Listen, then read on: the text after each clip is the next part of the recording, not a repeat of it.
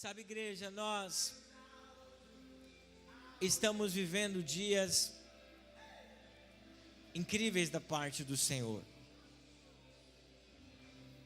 Nós vivemos 12 dias intensos aqui nesse lugar, na presença do Senhor. Dias intensos, dias incríveis. E esses dias eles estão reverberando até hoje. Eu tenho ouvido muitas pessoas dizendo, pastor, o que nós estamos vivendo é algo incrível da parte do Senhor. E sabe o que é impressionante, igreja?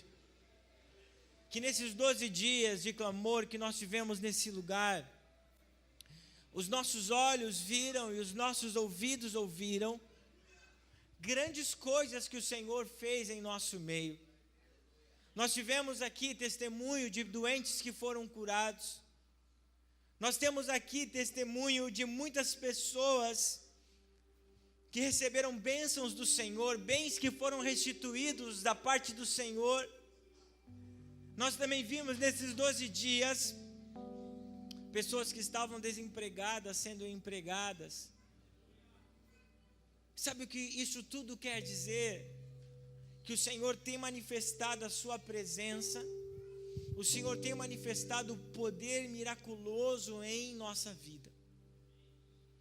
E se nós pudéssemos escolher um texto bíblico, uma palavra da Bíblia, para falarmos ou descrever aquilo que nós estamos vivendo, eu escolheria o Salmo 126 e no versículo 3. Onde o salmista ele fala, grandes coisas tem feito o Senhor por nós, por isso nós estamos alegres. É por causa do poder, é por causa da manifestação de Deus, é por causa daquilo que o Senhor tem feito por nós, que o nosso coração tem se alegrado, porque no nosso meio tem havido salvação, tem havido a manifestação da presença de Deus, exatamente por isso que nós estamos alegres. Mas quando o Senhor ministrava essa palavra em meu coração, Ele falava que esse fogo que nós estamos vivendo, esse desejo, esse anseio, essa busca por mais de Deus, pela sua manifestação, ela não deve parar, essa chama, ela não deve se apagar. Pelo contrário, ela precisa continuar acesa. Então, as nossas convicções, entenda que eu falo sobre convicções, as nossas convicções em Deus, elas não podem mudar. As nossas convicções naquilo que nós cremos não pode mudar por causa das influências externas.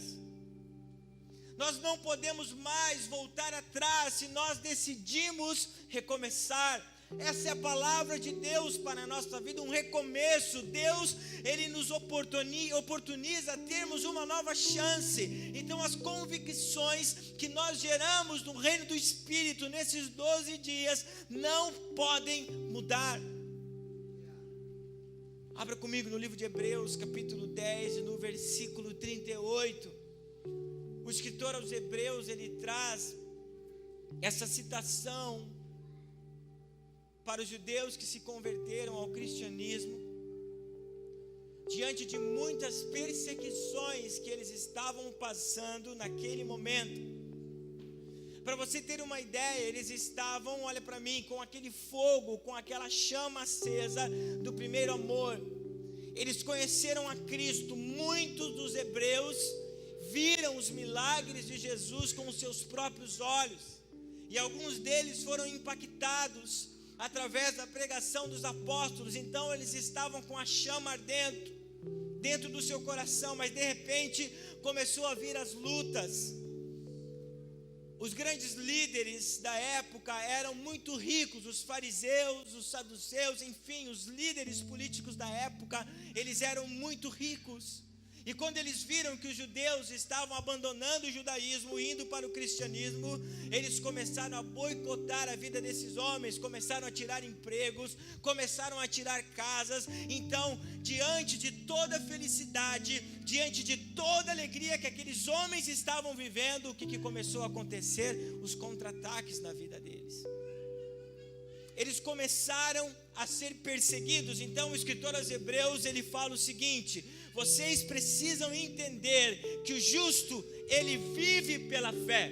Então o escritor aos Hebreus fala que o justo, ele não vive por aquilo que ele vê, ele não vive pelas situações, ele não vive por aquilo que está acontecendo na vida dele, mas a convicção dele em Cristo é maior do que todas as coisas. Então ele fala: o meu justo, ele vai viver pela fé. Pode vir dias ruins, pode vir dias difíceis, pode vir complicado, mas a fé, a confiança que está no Cristo, no Salvador, o Messias, é maior do que todas as coisas. Ele fala: o justo viverá pela fé. Mas depois ele fala, e é contra isso que nós precisamos lutar, igreja. Mas se ele retroceder, a minha alma, não é a alma de quem está escrevendo, mas é a alma de Deus, a minha alma não terá prazer nele. Então, quando nós retrocedemos nas nossas convicções em Deus, em Cristo, por causa das situações, nós geramos no coração de Deus tristeza, nós geramos no coração de Deus desprazer. Você sabia que você pode gerar alegria no coração de Deus a partir do momento que você cumpre e obedece os mandamentos dele, mas também você pode gerar desprazer ao Senhor.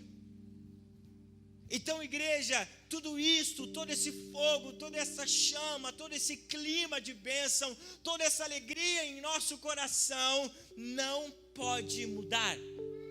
Então a palavra que eu quero trazer para o seu coração nessa noite, independentemente do que acontecer na sua jornada, veja que não é uma corrida de 100 metros, tá ligado? A corrida de 100 metros, os caras ficam apostos lá. Quantos já viram corrida? Levanta a mão. E tem aquele tiro curto, pá! 10 segundos eles chegam. Daí já tem a corrida de 200 metros. Daí já demora mais um pouquinho. Daí tem aquela corrida de 10 quilômetros, que é que o Wilson corre. Daí já é um pouquinho mais rápido, mais demorado. Mas tem uma que acontece lá no final do ano, que é São Silvestre, que é uma maratona. Você tem que entender, preste atenção, que a sua vida com Jesus, ela não é uma corrida de 100 metros, é uma maratona. Então você tem que correr. Às vezes vai vir obstáculos, você vai cair, mas você vai levantar e vai continuar correndo a maratona. Então não é uma corridinha rápida, é uma maratona, é um percurso, e você vai completar essa maratona pela fé.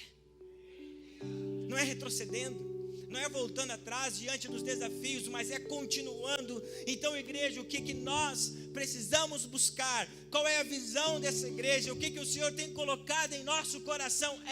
O fogo não pode apagar. A chama, a convicção em Deus não pode apagar. Você não pode ser fogo de palha. No ano 2000, tinha uma canção que nós cantávamos. A Giza vai lembrar, acho que a Elisiane vai lembrar, o Fábio. Nós cantávamos aquela música assim, ó: incendeia, Senhor, a sua noiva. Parecia uma música meio de terrorista, né? Imagina se alguém entrasse na igreja, todo mundo cantando, me incendeia. Os caras, uau, eu estou entrando na Al-Qaeda, o que eu estou fazendo aqui? Mas nós não podemos ser fogo de palha. Eu quero que você veja um vídeo aqui. Esse é o tipo de noiva que você não pode ser. Olha o fogo pegando ali, né?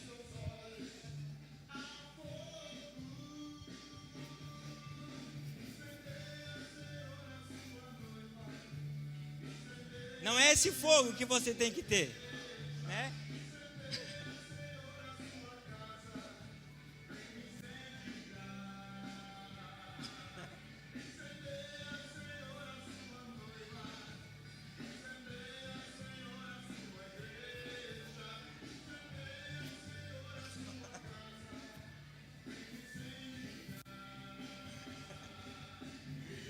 galera bem preocupada ali, né? Gente, então, não é esse foguinho que você tem que ter. Sabe? Aquele fogo de palha, vem ali e tal. Nossa, que tremendo foi os 12 dias. Mas de repente aquele fogo acaba. Aquele fogo para. Então o que eu quero dizer para você nessa noite é que nós precisamos manter a chama acesa. Então abra comigo a palavra do Senhor lá no livro de Levítico, capítulo 6 e versículo 13.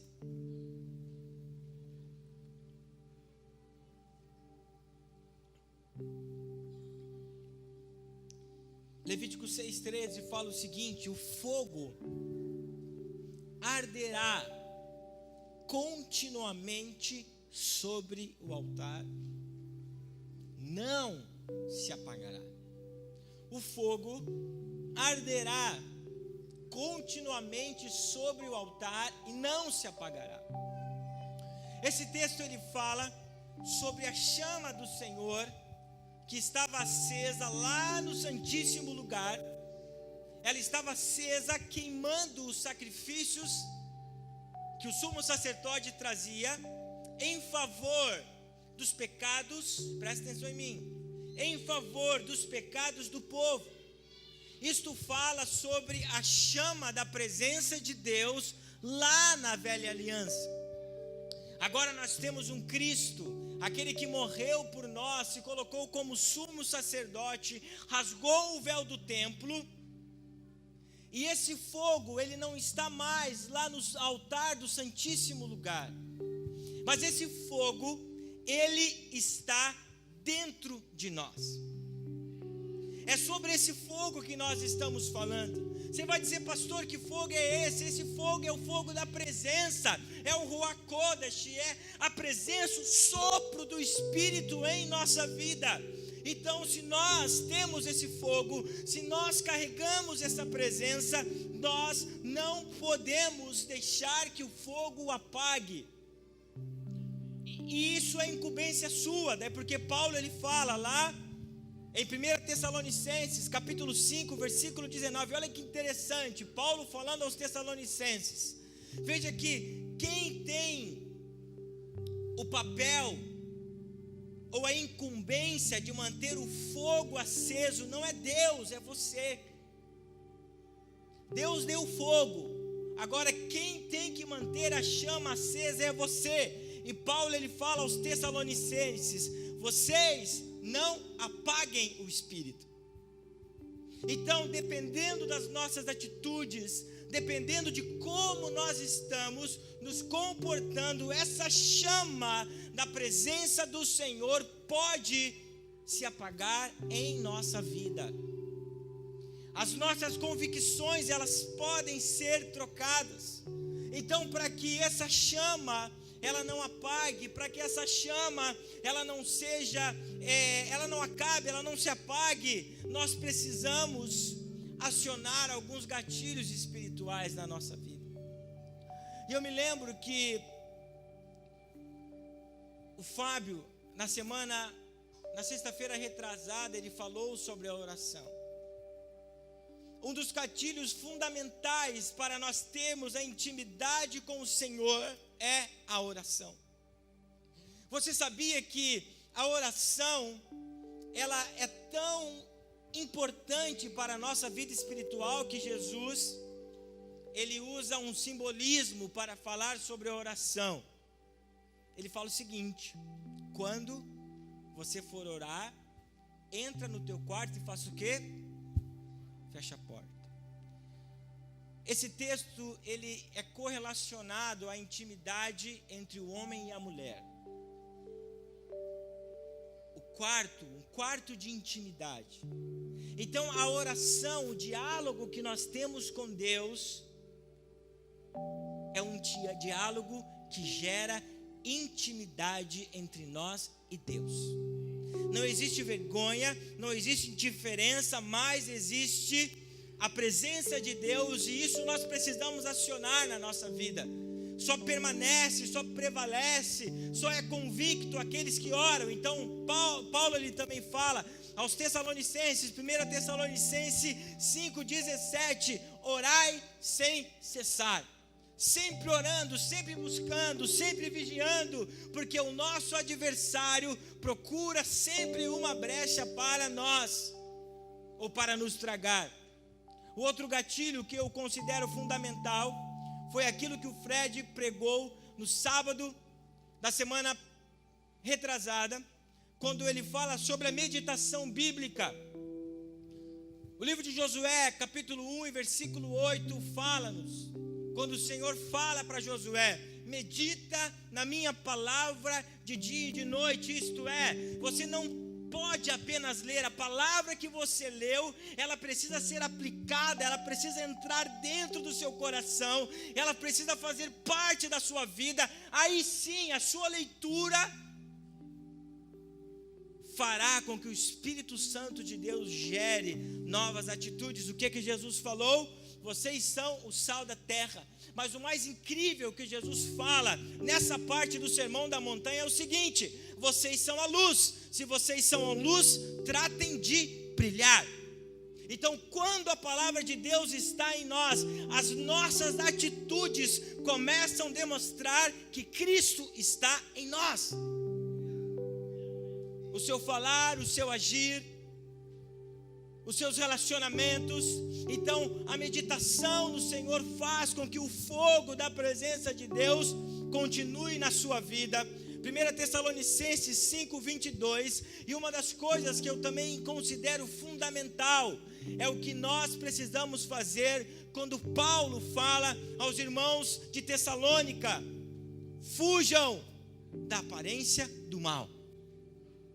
Veja que Paulo, ele nem fala nessa parte sobre o pecado. Ele fala assim: olha, você precisa fugir de tudo aquilo que parece pecado, que vai colocar você numa saia justa, que vai levar você a pecar. Igreja, nós devemos parar de buscar encrenca para a nossa vida. Tem gente que só corre atrás de encrencas. Tem gente que só anda na berlinda. Quando Jesus ele ensina a oração dominical, o que ele fala? E não nos deixei cair no quê? No pecado? Na tentação. Você não pode nem andar na tentação, porque a tentação vai levar você a pecar.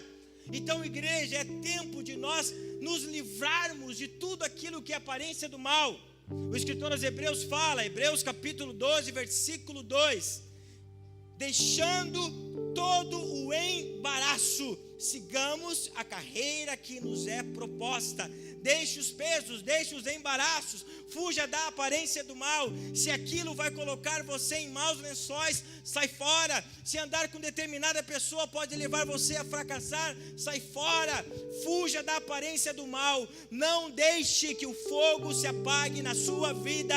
Salmo capítulo 1. Se nós sentamos à roda dos escarnecedores, aquilo pode nos contaminar. Não deixe o fogo se apagar, porque você está andando ou vivendo apenas aquilo que aparenta o mal. Então, igreja, nós não podemos deixar o fogo apagar. Provérbios capítulo 26 e versículo 20. Esse texto eu não vou ler de uma forma nem exegeta e nem hermenêutica. Eu vou aplicar dentro do que eu estou falando. Você lembra? Esse texto fala exatamente sobre isso. Você lembra? Mas eu não quero trazer esse contexto. Lá na sua escola, tinha 2 coleguinhas para brigar. Daí você falava assim: ah, não, eu não deixava. Não. Nossa, não acredito. Não, eu não deixava. Orelha seca, não. Isso é literalmente colocar o que? Fogo na lenha na fogueira. É isso que o escritor aos Provérbios fala. Sem lenha a fogueira se apaga. Sem um caluniar morre a contenda. Então, se todo mundo esquecer e cada um for para sua casa, não vai ter briga.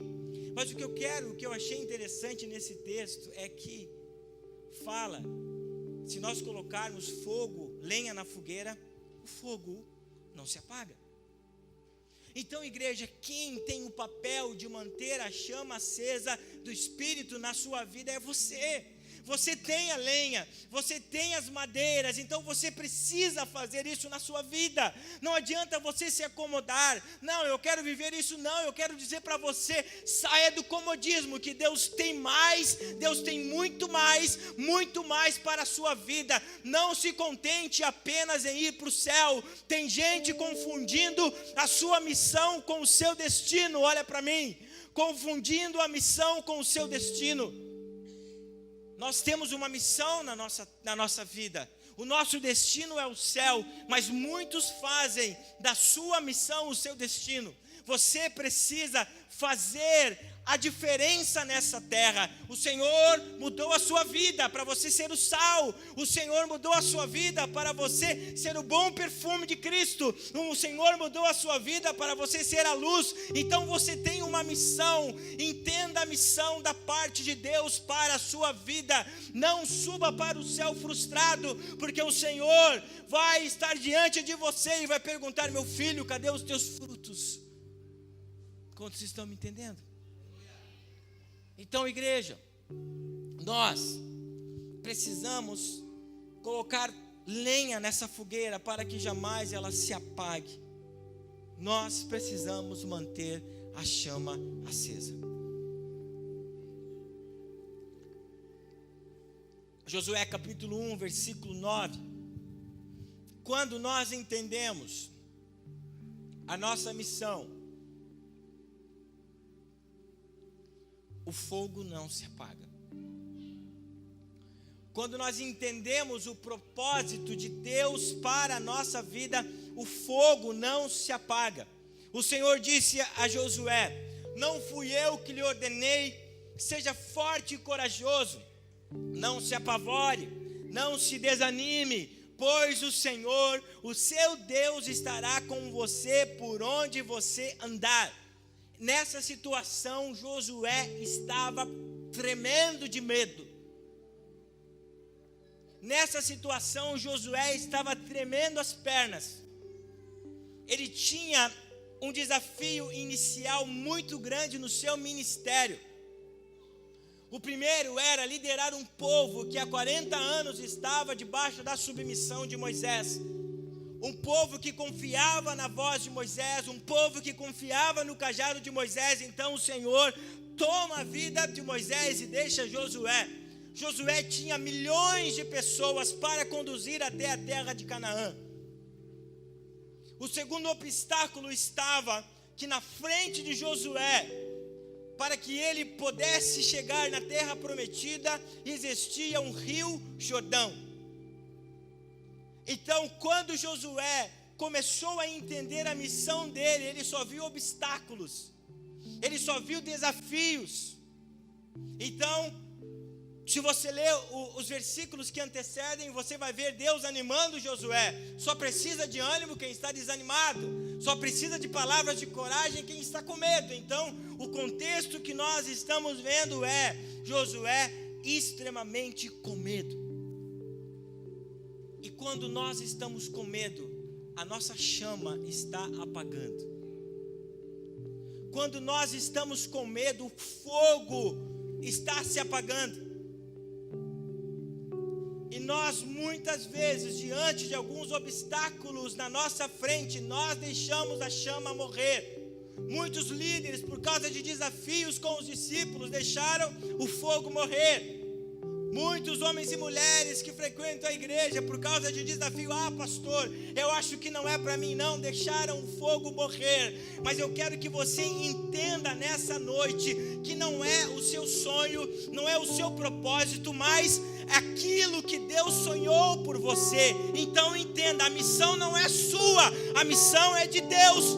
Por isso que Deus vem para Josué e fala assim: não, para aí, está tudo errado, Josué. Por que você está com medo? Porque a palavra de Deus disse: eu que te mandei, Josué. Você não está indo por você mesmo. Não foi você que disse que iria governar Israel, não. Eu que disse, eu que te mandei. Vai então. quando nós entendemos o projeto, quando nós entendemos a missão que Deus nos enviou, nenhum atrapalho poderá nos tirar do centro da vontade de Deus. E sabe o que é mais tremendo? Depois que Deus ele fala, não Josué, eu que te mandei, e depois ele fala o seguinte: nem se desanime, pois o Senhor seu Deus estará com você por onde você andar. Eu quero dizer para você que Deus sempre está com você, nos dias bons, nos dias difíceis, nos dias ruins. Quando estiver o Jordão na sua frente, Deus vai estar com você. Você vai dizer: pastor, eu não sei nadar, a multidão é grande. Não se preocupe com nada disso, que Deus vai agir na sua frente e por você. Se você crê nisto, aplauda ao Senhor. Quando nós entendemos a nossa missão, o fogo jamais se apaga. Quando nós entendemos a nossa missão, o fogo jamais se apaga. O fogo não se apaga, porque nós sabemos que aquilo é projeto de Deus.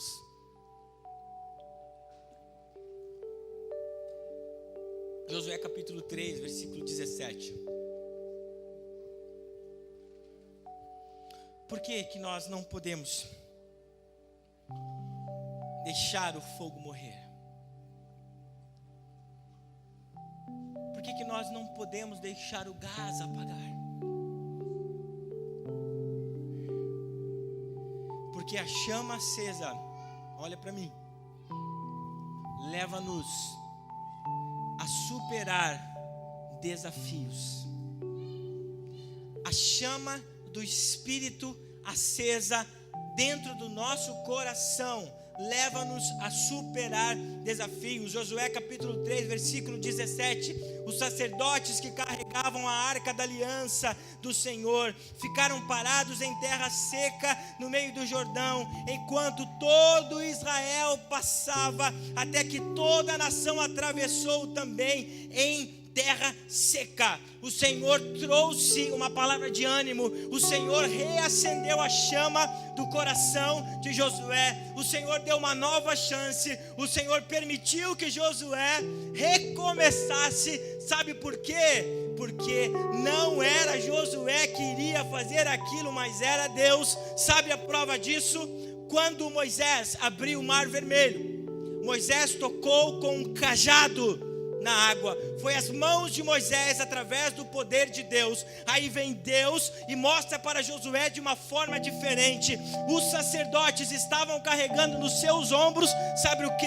A presença de Deus. E quando eles colocaram o pé sobre o rio Jordão, a presença de Deus fez com que o mar se abrisse. Deus estava dizendo para Josué: viu, Josué, eu não falei que eu estou com você? Não fui eu que te mandei? Diante dos desafios, o mar será aberto, não pela sua força, não pela sua resiliência, mas pelo meu poder, mas pela minha misericórdia. É Deus que vai fazer com que todas as adversidades sejam abertas, todos os mares sejam abertos na nossa vida, para a honra e para a glória do nome dEle. Não existe mar, igreja, que nós não podemos atravessar. Certamente quando Josué se deparou no mar, o que ele pensou? Meu Deus, será que eu vou ter que levar esses milhões de pessoas nadando? Será que nós vamos construir jangadas? Deus disse: não, Josué, não é por você. E a segunda prova disso está lá no livro de Josué, capítulo 6, no versículo 5. A palavra de Deus nos fala que havia uma grande muralha de Jericó, para que o povo de Israel pudesse entrar na terra prometida. E sabe o que Deus fez de novo? Deus mandou os levitas e o povo adorar durante 7 dias. E a palavra nos fala que quando o chofar tocou, a trombeta de Deus tocou e o povo gritou, as muralhas caíram. Mais uma vez Deus mostrou para Josué: eu que te mandei, Josué, eu que vou fazer. Não existe muralhas que ficarão de pé quando a chama do Senhor estiver acesa na nossa vida, igreja. O fogo não pode apagar, o fogo não pode apagar. Não deixe o Espírito morrer, não deixe o Espírito, melhor dizendo, apagar na sua vida. O Senhor nos chamou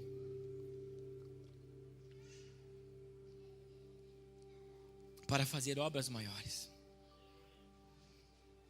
É tempo de nós vermos neste lugar os paralíticos andando, os cegos enxergando, os surdos ouvindo. É tempo de nós vermos os mortos ressuscitando, porque esses são os sinais que acompanhariam aqueles que creem. O fogo